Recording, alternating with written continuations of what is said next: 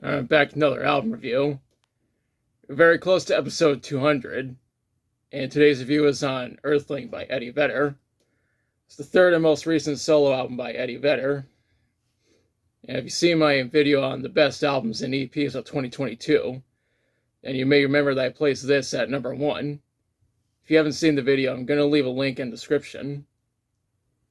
Anyways, this album was recorded at Gold Tooth Music in Los Angeles and Jump Site Studios in Seattle. It was produced by Andrew Watt, who actually performs on each of the songs. Interestingly enough, Andrew was born in 1990, the same year Pearl Jam was formed, and Eddie wants him to produce the next Pearl Jam album, but that's a story for another day. The album was mixed by Serban Gania at Mixstar Studios in Virginia Beach. Fun fact, Serban has previously worked with Linkin Park and Mike Shinoda's solo work. The album was engineered by Paul LaMalfa, Marco Sanzini, and John Burton. The mix engineer was John Haynes, and the mix assistant was Bryce Bordone.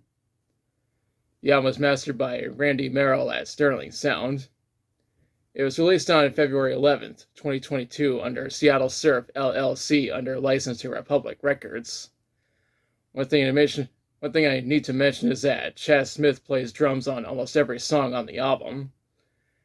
Speaking of which, let's talk about the songs. The intro to this album is Invincible, which was released as a single on May 9th, 2022. It features Andrew Watt on guitars, bass, and drums, Josh Klinghoffer on piano, guitar, and keyboards. There is a music video that was made, and it features Eddie with his solo band, as well as footage of Artemis 1 undergoing preparations for launch. Quite appropriate considering the lyrics of the song. The video is on NASA's YouTube channel of all places, and I'm including a link in the description.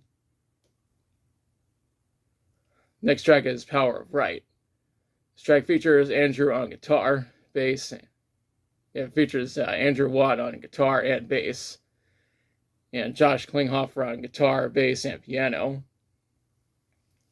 After that is Long Way, which was released as a single on September 8th, 2021. It features Josh on piano, Ben Montench on Hammond organ, keyboards, and guitar, Harper Vedder on backing vocals, and Andrew Watt on guitar, bass, and backing vocals. A lyric video was made, and I'm including a link in the description. It followed up with Brother of the Cloud, which was released as a single on January 14th, 2022. This track has Josh on guitar, Andrew on guitar, bass, and backing vocals. I will say this is my favorite song from the album, but it's also the saddest considering the lyrics. Whenever I listen to this song, it always makes me think of my mom. This is similar to how I always think of her whenever I listen to The Black Parade by My Chemical Romance, but that's a story for another day. I'm going to leave a link to the lyric video in the description. That's followed up with Fall Out Today, which is another one of my favorite songs from this album. It features Andrew on guitar, bass, and backing vocals, and Josh on piano, organ, guitar, and backing vocals. Also, my dad often plays this song on his radio show. Next up is The Dark. This track has Josh on piano and keyboards, and Andrew on guitar, bass, and backing vocals. Up next is The Haves, which was released as a single on November 18th, 2021. This track has Andrew on guitar and bass, and Josh on piano, guitar, and keyboards. The track after that is Good and Evil. This track has Andrew on guitar, and Josh on bass and keyboards. The following track is Rose of Jericho. It has Andrew on bass, and Josh on piano, guitar, and keyboards. What comes next is Try. This track has Stevie Wonder on harmonica, Eddie Vedder on backing vocals, Andrew on guitar and backing vocals, and Josh on guitar. It's pretty interesting knowing that Eddie got to work with Stevie Wonder. What comes after that is Picture.